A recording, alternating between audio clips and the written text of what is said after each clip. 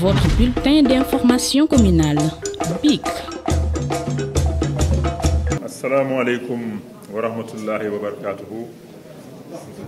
Bismillahi rahmani rahim. maa ngi leen di nuyu yéen ñëpp ku nekk ci turam ak ci santam. maa ngi ràññee ci jotaay bi samay xarit samay àndandoo samay doomu ndey samay camarades politiques également ñu fi toog ci jotaay bi, en particulier le coordonnateur de Benno Bokk Yaakaar Cheikh Tidiane Gadio, mon frère et ami Modou Mben, bien sûr mon ami et frère conseiller aussi Magnon Dia, war ci teg coordonnateur des sages président Watt toog fii ak aussi beneen sage aussi Ibrahima Diallo aussi toog, mais Thierno Ndom imam waroon nañ commencé waxtaan bi ak ay ñaan, mais ce n'est jamais trop tard, mën nañ ko tëjee ci ay ñaan incha allah. Nous avons également des jeunes yu fi toog, ñoom Assane Thioune, des jeunes dynamiques, ñoom Ismaïla et tant d'autres. Bëgguma citer Temma Dioum, il y a les jeunes ñoom Aliou Ba, ñoom Elimane Dieng ngi toog, mon chargé de protocole bien sûr, Ball, homme terrain national, et puis ñoom Doudou et d'autres, ay président association aussi, waa Saksaay ñu ngi toog fii. On a un événement d'ailleurs la semaine prochaine ak waa Saksaay, un événement très important avec Seydina, comme ni koy defee at bu jot. Suma Kadja mu ngi toog di ma xool moom it, fàttewuma la Kadja, don't worry. CC ngi toog, Iba Sow bien sûr, tey il est habillé en costume di ma concurrencer, moo tax tey indiwuma costume quoi. Donc maa ngi nuyu tout le monde, vraiment may jéggalu su fekkee j'ai pas cité ñi ma waroon cité également. Di nuyu vraiment tous les présidents de zone yi fi nekk, les présidents d'ASC, président zone d'abord notre jeune frère donc Cheikh Tidiane Sène, aussi engagé dans le mouvement sportif. Di nuyu tous les présidents d'équipe de foot, tous les présidents d'école de foot également, l'équipe féminine en particulier, maa ngi ko nuyu bu baax, di leen encourager aussi. Di ne tey vraiment dama am mbégte ci rencontre tey bi, ndaxte recevoir oon naa fi le mouvement associatif il y a à peu près peut-être 2 mois 3 mois ci weeru koor bi je pense. Ñu daje woon fii am waxtaan bu rafet, waxtaan bu am solo. ñu jëloon fa nag ay engagement ci réunion boobu ñu doon def ak le mouvement associatif. ñu ngi sant yàlla di ko gërëm, bàyyi nañu fi ba tey ñu amaat opportunité war a mën a waxtaanaat, war a mën a daje, war a mën a saafonte, war a aussi mën a mettre en œuvre yenn engagement yu ñu jëloon lors de cette réunion d'il y a 3 mois. dama bëggoon wax leen que ne le mouvement sportif de Yeumbeul Sud est un mouvement extrêmement important et qui fait la fierté d'ailleurs, notre fierté dans tout le Sénégal, parce que ce mouvement sportif a produit de grands joueurs, par exemple dans l'équipe de beach soccer. J'ai suivi avec intérêt d'ailleurs la demi-finale. Nous étions à Berlin avec son Excellence Monsieur le Président de la République, qui avait promis d'aller rendre visite, donc d'aller assister au match à Moscou pour mën a soutenir donc cette équipe nationale. Et il y avait, je pense, 4 ou 5 joueurs venant donc de Yeumbeul, bien sûr Yeumbeul Sud et de Yeumbeul Nord. Et ça aurait été avec une grande fierté et un plaisir d'aller les regarder, d'aller les soutenir, les supporter à Moscou. Mais Inch'Allah, ce n'est que partie remise. Et il y a également l'équipe nationale également des malvoyants ou non-voyants, si l'expression est bonne. Si elle n'est pas bonne, excusez-moi. Mais cette équipe également fait notre fierté. Et je comprends que dans cette équipe aussi, am nañ ay joueurs yu bëri yoo xam ne Yeumbeul Sud lañ jógee wala Yeumbeul Nord, donc ci Yeumbeul. Donc loolu dañ ci bëgg bég lool di war a aussi insister leeral benn mbir nekkuma rek technopoliticien boo xam ne dafa bëgg rek mouvement associatif bi mouvement sportif ànd ak man mais ku ànd ak man tam duma ko bañ mais c'est pas l'objectif fondamental parce que bi ma commencé liggéey ak le mouvement sportif de Yeumbeul Sud du tey à l'époque c'était Jokko au départ on soutenait xorom si ndox mi ñu ne xorom ci seen ci ndox mi et cetera après on est devenu Jokko et je pense que temps yi dóor nañ waa Minam quand même loolu dama ci sawar trop jaajo je suis désolé mais sport kese la ce n'est pas personnel c'est que sport et donc ñu ngi jokkoo mu ngi avancé et puis je remarque également que yeneen ASC yi ñoom it ñu ngi avancé bu baax j'espère que demain aussi match yi nga xam ne dina am ce sera des matchs yoo xam ne c'est dans la paix dans la sérénité dans le fair play pour que ki nga xam ne moo ko gën a mérité mun a gagner ci match yooyu mu demee noonu dans la sérénité ba nu jouer finale yi incha allah ma bëggoon nekk ne bi ma nekkee xale d'ailleurs sunu équipe j'ai été le trésorier et je me rappelle même mais est-ce que loolu mën ngeen ko bañ a enregistrer wala bon wala loolu est-ce que loolu mën naa ko wax sax ma changé rek bon dama doon organiser ay activités pour générer des revenus pour notre équipe donc affaire économie ak koom-koom ak finance du tey quoi j'étais très jeune à l'époque ñu ngi am 14 ans 15 ans di organiser ay événements pour mën a lever de l'argent donc l'idée de rendre ASC autonome c'est très important am ay projets yoo xam ne dafay rapporter de manière pérenne pour que ASC yi mën a compter ci seen bopp non seulement di liggéeyloo ay ndaw mais aussi di générer ay revenus pour mën a financer seeni ay activités propres loolu tam incha allah je m'engage pour ñu def tout ba am ay jéego yuñ ci dox incha allah au moment venu il faudra que ñu planifier ko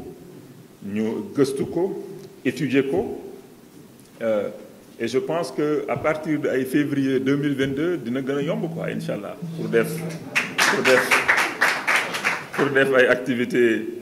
génératrices de revenus pour les ASC incha allah lépp lu ñu mën a def personnellement dinañ ko def lu ñu mën ñu def lu ñu mënul ñu wuti ko et puis lu ñu mën a am aussi au niveau de l'État au niveau également de notre commune qui doit jouer un rôle prépondérant notre mairie pour aussi appuyer donc le mouvement sportif donc de Yeumbeul Sud inchallah et tout le mouvement sportif inchallah du département de Keur Massar aussi doit pouvoir compter sur les collectivités territoriales que ce soit les communes ou le département de Keur Massar lui-même pour donc aider ce mouvement à se développer et à être de plus en plus autonome. Je voudrais bëggoon naa aussi ne li ma fas yéene mooy am un partenariat boo xam ne dafa dëgër partenariat boo xam ne bu am njëriñ la diggante man personnellement incha allah dans le futur quelle que soit responsabilité yu ñu mën a am fii ci Sénégal wala fii ci commune bi yàlla na yàlla def mu gën ci waa commune bi yëpp gën ci ñun aussi ñun fas nañ yéene vraiment engagé wu innover ci sunu manière bu ñuy gérer les ASC nun leen di soutenir et je pense également que Yeumbeul Sud et Yeumbeul Nord notre arrondissement aussi war na mën a am aussi dans un futur proche une équipe de Yeumbeul qui pourra aller compétir au niveau national produire ay joueurs yoo xam ne dinañ mën a même dem à l'étranger pour jouer ji foofu ñëwaat après di défendre les couleurs nationales loolu moo tax bëggoon naa rappeler aussi engagement bi nga xam ne jëloon naa ko def tout sama kéemtan lay kàttan ba terrain naataange sur les 4 hectares yu fa nekk ñu def fa non seulement le centre de formation professionnelle déjà validé par son excellence Macky Sall mais également def fa terrain de foot mu nekk un complexe sportif boo xam ne waa jeune Yeumbeul yëpp en particulier Yeumbeul Sud den ci mën a njëriñoo gis ci seen bopp loolu projet la boo xam ne man ça me tient à cœur personnellement ñu def les terrains qu'il faut ñu fay def ay match mais également am ay terrain de basket ay football terrain yu ndaw 5-5 wala 7-7 c'est à notre portée également te loolu danaa ci gën a taxaw ba loolu mën a sotti incha allah c'est comme rek ni nu taxawee woon c'est comme rek ni nu taxawee woon ba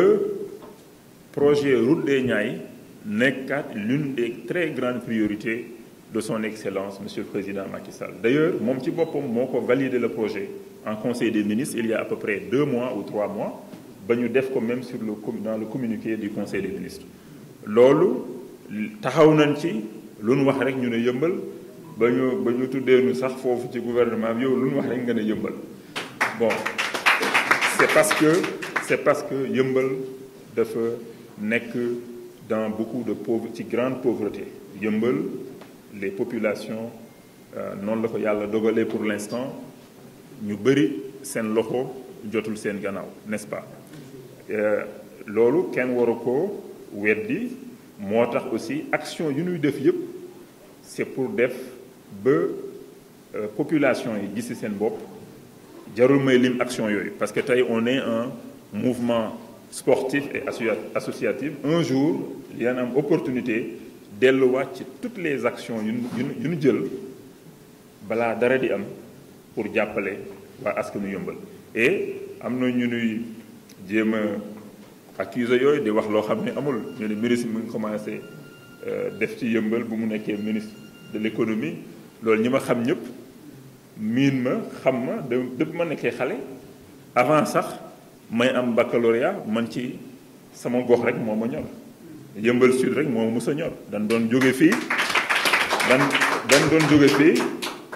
dem ba